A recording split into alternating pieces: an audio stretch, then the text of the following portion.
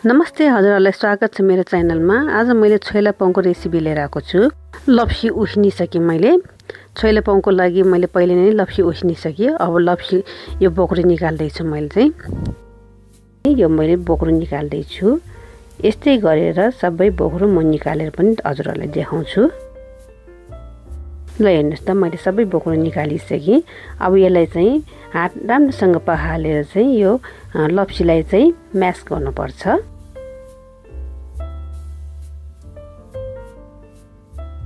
यस्तै गरेर मज्जाले म्यास गरेर अब यसरी गुठली निकाल्नुपर्छ। अब गुठली चाहिँ म एक ठाउँमा हाल्छु। अब म सबै गुठली निकालेर हजुरहरुलाई रेडी गरेर देखाउँछु। ल हेर्नुस् त रेडी पनि भइसक्यो। अब चाहिँ म मसला हाल्दै छु। मैले चाहिँ यो बिरे नुन चाहिँ आधी चम्चा लिएको छु।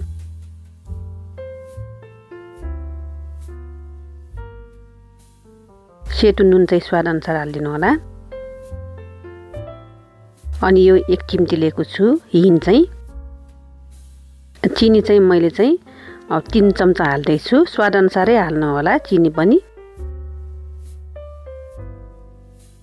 अब म चाहिँ फुड कलर चाहिँ 2-3 ड्रप चाहिँ हाल्दै छु।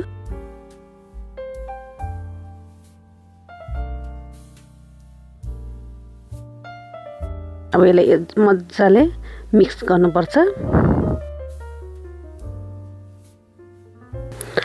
अब चाहिँ म यसमा चाहिँ खुर्सानी हाल्दै छु। 1 चम्चा हालेको छु। हजुरहरुले स्वाद अनुसार हाल्नु होला। अनि मज्जाले मिक्स गर्नुपर्छ यसरी। अब यो चाहिँ रेडी भयो। म सुकाउनको लागि छोड्दिन्छु। ल हेर्नुस् त मैले सुकाएर पनि ल्याइसके। मैले सुकाएको चाहिँ देखाएन। मेरो धेरै भिडियोमा मैले सुकाएको देखाएको छु। यो ठ्याक्कै 5 दिन लाग्यो यो सुकाउनलाई चाहिँ। यो चाहिँ पातलो गरी यसरी नै सुकाउनु होला। अब यसलाई चाहिँ म काट्दै छु। पहिले लामो काट्छु अनि त्यसपछि चाहिँ पिस गरेर मैले 4 पाटी काट्छु। सानो सानो 4 पाटी छोइला पाउको लागि। मेरो भिडियो हेरेर चाहिँ तपाईहरुले प्रोसेस फलो गर्नु होला। हजुरहरुले आफ्नो स्टाइलले काट्नु होला। अब मैले चाहिँ 4 पाटी काट्न लाग्छु। अब हेर्दै गर्नु होला। यो पाउको लागि म सबै काट्छु अनि म चाहिँ भारा बसाल्छु। मैले भारा पनि बसालिसके। अब यसमा चाहिँ मैले आधी कप चाहिँ पानी हाल्छु।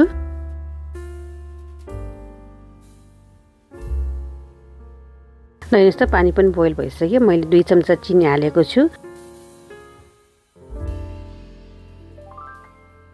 अब यसरी चाहिँ चलाउँछु। अब यो मेल्ट नभएसम्म चाहिँ म यो पानीलाई चलाइराख्छु। ल हेर्नुस् त चिनी पनि मेल्ट भइसक्यो। अब मैले चाहिँ यो हिङ चाहिँ 1 चिम्टी लिएको छु। अनि बिरे नुन चाहिँ आधी चम्चा। अनि नुन पनि स्वाद अनुसार राख्दिनी। अनि यसलाई चाहिँ मज्जाले चलाउने। अब चिनी पनि सबै कुलिसक्यो। अब मैले चाहिँ कागती हाल्दै छु। कागती आधी हाल्दै छु। क्रिस्टलाइज नहोस् भनेर चाहिँ कागती हाल्नुपर्छ। यो कागतीको सिटहरु चाहिँ म निकाल्दै छु।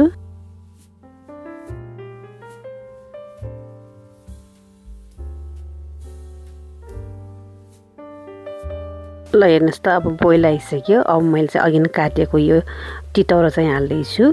यो सबै नरम होस् भनेर चाहिँ मैले एकछिन बोइल गर्न लागेको हो। यो खास चाहिँ खाँदाखेरि अलि नरम हुन्छ यो बोइल गर्दाखेरि।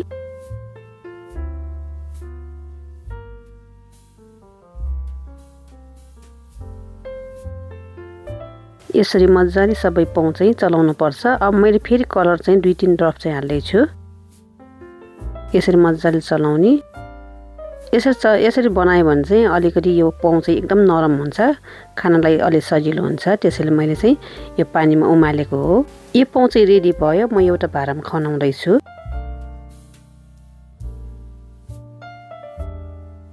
अब चाहिँ यो पाउ चाहिँ चिसाउनको लागि म छोड्दै छु। यो पाउ चाहिँ मैले 3 मिनेट पकाएको हो। यो चाहिँ धेरै पकाउनु पर्दैन। अब यो चाहिँ चिसो भइसक्यो।